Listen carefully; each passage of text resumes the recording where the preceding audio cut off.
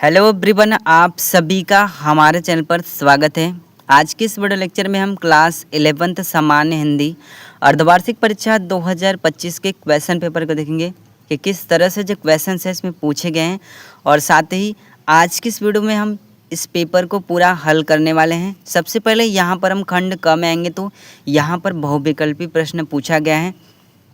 पहला क्वेश्चन यहाँ पर दे रखा है, अस्क उपनाम है, यहाँ पे हमें बताना है। तो ऑप्शन नंबर जो फोर्थ वाला यहाँ पे दे रखा है उपेंद्र नाथ का, ये इसका करेक्ट आंसर हो जाएगा। इसके बाद क्वेश्चन नंबर ख यहाँ पे दे रखा है, प्रेमचंद्र किस पत्रिका के संपादक थे। ऑप्शन नंबर जो फोर्थ वाला यहाँ पे दे रखा है हंस पत्रिका के, ये इसका करेक्ट आंसर हो जाएगा। इसके बाद क्वेश्चन नंबर ग यहाँ पे दे रखा है, जीवनी रचना है, यहाँ पर हमें बताना है। तो आवारा मसीहा, ये वाला इसका करेक्ट आंसर हो जाएगा। इसके बाद क्वेश्चन नंबर घ यहाँ पे दे रखा है, आनंद कादम्बनी पत्रिका के संपादक थे। ऑप्शन नंबर जो सेकंड वाला यहाँ पे दे रखा है बद्री नारायण चौधरी प्रेमघन, ये वाला इसका करेक्ट आंसर हो जाएगा। इसके बाद क्वेश्चन नंबर अंगा यहाँ पे दे रखा है, रिपोर्ताज लिखने का प्रारंभ किस युग में हुआ था, यहाँ पर हमें बताना है। ऑप्शन नंबर जो फोर्थ वाला यहाँ पर दे रखा है छायावोत्तर युग, ये वाला इसका करेक्ट आंसर हो जाएगा। इसके बाद क्वेश्चन नंबर सेकंड यहाँ पर दे रखा है, सही विकल्प चुनकर यहाँ पे हमें प्रश्नों का उत्तर लिखना है। जैसे पहला यहाँ पे दे रखा है, उद्रव शतक की रचना किस भाषा में हुई थी, यहाँ पे हमें बताना है। तो ये ब्रज भाषा में हुई थी। ऑप्शन नंबर थर्ड वाला इसका करेक्ट आंसर हो जाएगा। इसके बाद क्वेश्चन नंबर ख यहाँ पे दे रखा है, हिंदी के प्रथम कवि सरहपा कवि हैं, यहाँ पे बताना है। ऑप्शन नंबर जो सेकंड वाला यहाँ पर दिया है सिद्ध संप्रदाय, ये वाला इसका करेक्ट आंसर हो जाएगा। इसके बाद क्वेश्चन नंबर ग वाला यहाँ पर दे रखा है, तार सप्तक का प्रकाशन वर्ष है। ऑप्शन नंबर जो सेकंड वाला यहाँ पर दे रखा है 1943 ईस्वी, ये वाला इसका करेक्ट आंसर हो जाएगा। इसके बाद क्वेश्चन नंबर घ यहाँ पर दे रखा है, वीर गाथा काल के कवि हैं, यहाँ पर हमें बताना है।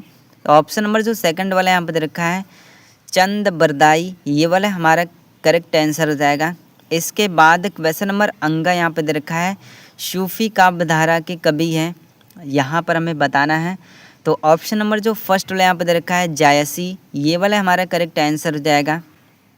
इसके बाद क्वेश्चन नंबर 3 में आएंगे तो निम्नलिखित में से किसी एक गद्यांश पर आधारित प्रश्नों का यहाँ पे हमें उत्तर देना है। 10 मार्क्स का एक क्वेश्चन यहाँ पर पूछा गया है।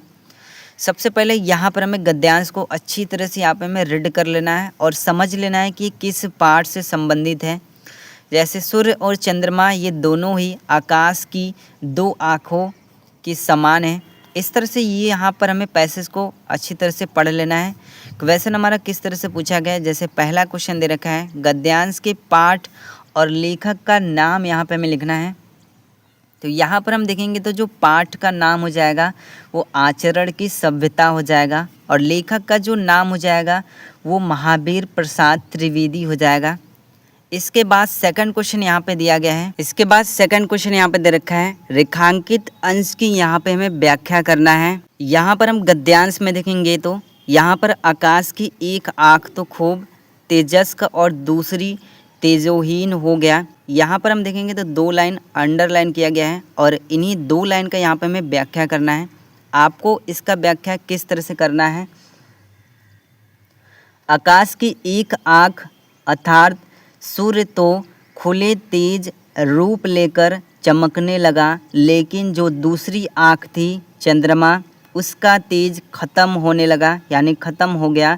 अतः ऐसा पता लगता है जैसा कि एक आँख प्रकाशमय और दूसरी अंधकार के जैसा हो गया हो।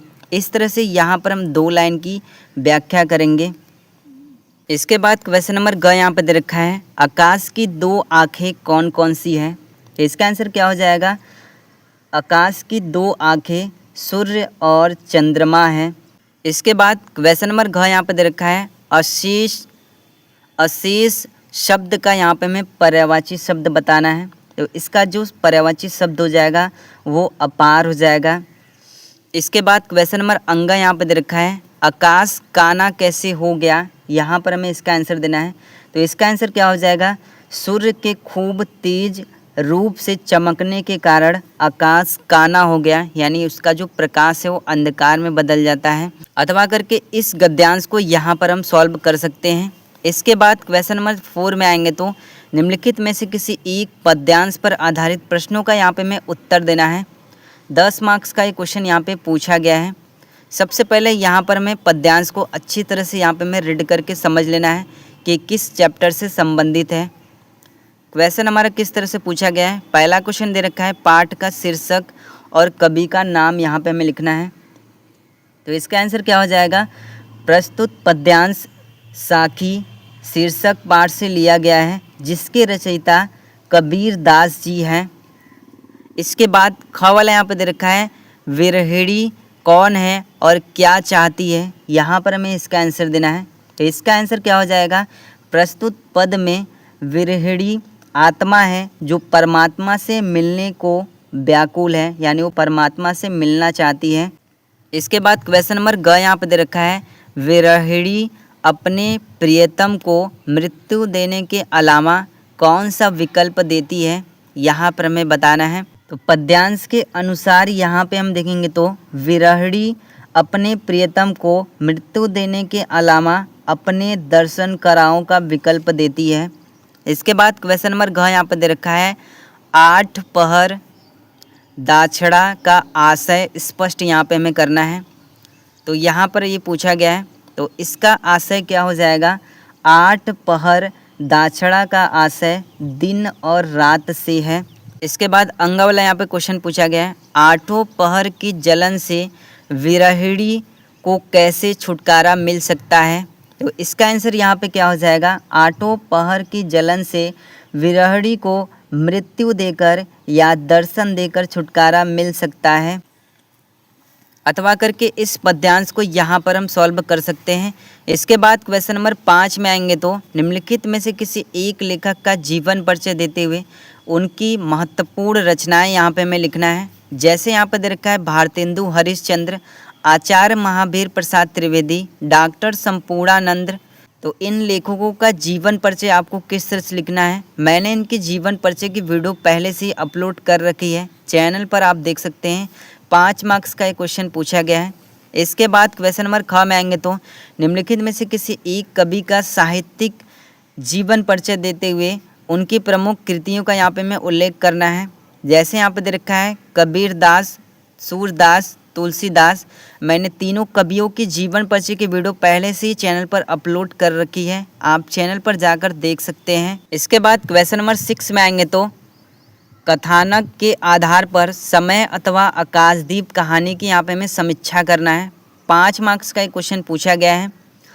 इसके बाद क्वेश्चन नंबर 7 में आएंगे तो स्वपठित नाटक के द्वितीय अंग की कथा वस्तु यहाँ पे हमें व्यक्त करनी है। इसके बाद खंड ख क्वेश्चन नंबर 8 में आएंगे तो निम्नलिखित संस्कृत पद्यांशों में से किसी एक का संदर्भ सहित यहाँ पे हमें अनुवाद करना है। 7 मार्क्स का एक क्वेश्चन यहाँ पे पूछा गया है, अथवा करके इस क्वेश्चन को हम कर सकते हैं। इसके बाद क्वेश्चन नंबर 9 में आएंगे तो निम्नलिखित मुहावरों और लोकोक्तियों में से किसी एक का अर्थ लिखते हुए यहाँ पर हमें उसका वाक्य प्रयोग लिखना है। जैसे यहाँ पे दे रखा है आगे कुआं पीछे खाई। इस मुहावरा का अर्थ और वाक्य प्रयोग आपको किस तरह से करना है।